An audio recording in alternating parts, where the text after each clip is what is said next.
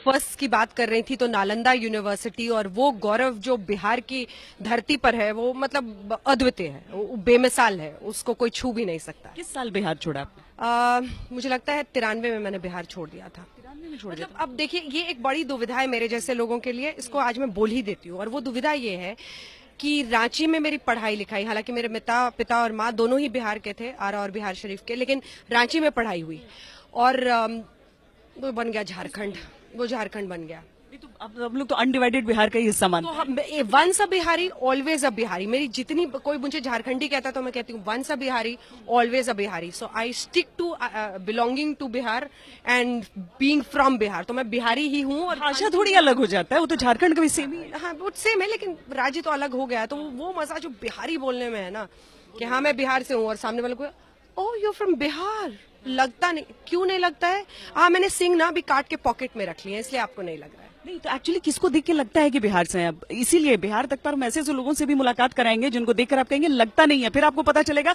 सारे बिहारी ऐसे ही दिखते हैं। जिन लोगों को आप सोचते थे वो तो कहीं और के रहने वाले थे। तो ये सारी चीजें भी यहाँ पर होंगी।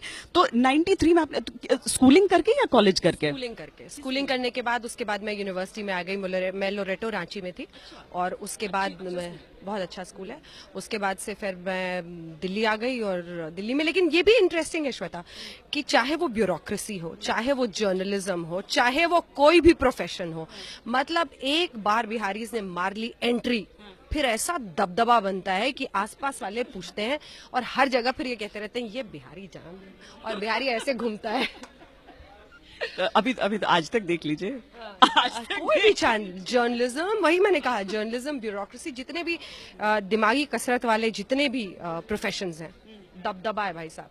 अच्छा मैंने तो छोड़ा 1997 या 98, अब तो मतलब याद नहीं रहता उस समय। 97, 98। क्योंकि मेरा ग्रेजुएशन पूरा वहीं से हुआ ना, ग्रेजुएशन पटना विमेंस कॉलेज, तो इस वजह से। अच्छा कॉलेजेस स्कूल्स की भी हम कोशिश करेंगे। तो आप लोग में से अगर लोग हों बिहार के रहने वाले, आजकल तो मोबाइल पे बन जाते हैं, वीडियोस बना बना कर भेजिए, हम जरा शेयर करेंगे यहाँ पर आपके उन सभी वीडियोस को। और खासतौर पर छठ की, श्वेता, क्योंकि आप करती हैं तो जितने लोग करें, इंटरेस्टिंग विजुअल्स होते हैं, क्योंकि वो सुनकर और वो देखकर और वो ठेकुआ खाकर मतलब आप को अमृत मिल जाता है। सच में ठेकुआ, खजूरी और बिहार की सबसे फेमस मिठाई होती है खाजा, अनरसा, ये चीजें यहाँ पर नहीं। मनेर के लड्डू, ओहो ओहो। मौसा जी, फूफा जी थे मनेर के, आते थे लड्डू लेकर आते थे। मेरे पिताजी आरा के थे और जैसे हम लोग, हमेशा बात होती थी गाड़ी में, हम लोग घूमने जाते थे, जैसे आरा जोन में वो एंटर किए उसके बाद अचानक हम लोग से भी भोजपुरी बोलने लगते थे। आप तो फ्लुएंट भोजपुरी बोलते? मैं बहुत एकदम नीमन भोजपुरी बोलने एकदम। हम कता मगही बोले छे। हाँ तो मगही भी बोल लेते हैं, मैथिल भी बोल लेते हैं, सब बोल लेते हैं थोड़ा। मगी हुआ तनी तनी बोले छिए। तनी तनी बोले छे। हाँ अब भोजपुरी थोड़ा सा ज्यादा, हाँ वही वाला लठमार। अच्छा अब भोजपुरी भी, फिर आरा का भोजपुरी और पटना का भोजपुरी डिफरेंट हो जाएगा। आपको मगही का इन्फ्लुएंस ज्यादा है। मगही और बजी का, हाँ ब्रज और मगही, मगधी, हाँ। तो उसका थोड़ा सा मैथिली जब आसान हो जाता है तो ये दोनों शब्द बनते हैं। तो लेकिन फिर पटना में पली बड़ी, तो इस वजह से वो तीनों मिल गए, भोजपुरी, मगही, बजका। तो अब हमको पता ही नहीं है जो हम बोलते हैं वो कौन सी भाषा है, एक नई भाषा का निर्माण हो जाता है वहां पे।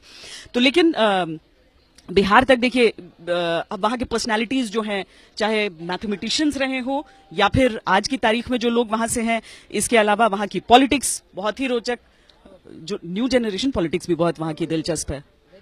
और मुझे तो लगता है कि कई जो मैं कोई पॉलिटिकल स्टेटमेंट नहीं दे रही हूँ, लेकिन कई जो लोग केंद्र में मोदी की सरकार को चुनौती दे रहे हैं, उससे ज्यादा काबिल युवा मुझे जमीन से जुड़े हुए यूपी बिहार जैसे राज्यों में दिखाई देते हैं।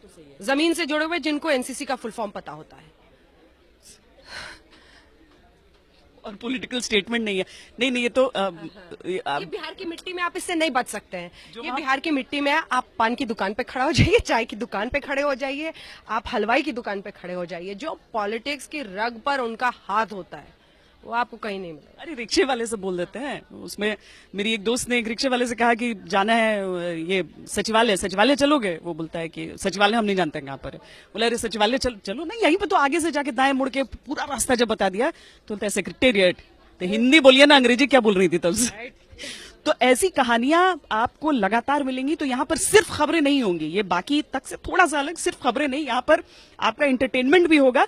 लेकिन इतना समझ लीजिए कि बिहारी अस्मिता के कॉस्ट पे नहीं होगा ये, कि बिहार का गर्व तो उसमें रहेगा। इसीलिए मेरा टैगलाइन है, गर्व से कहो हम बिहारी हैं। और यही टैगलाइन होना भी चाहिए, गर्व से कहो हम बिहारी हैं।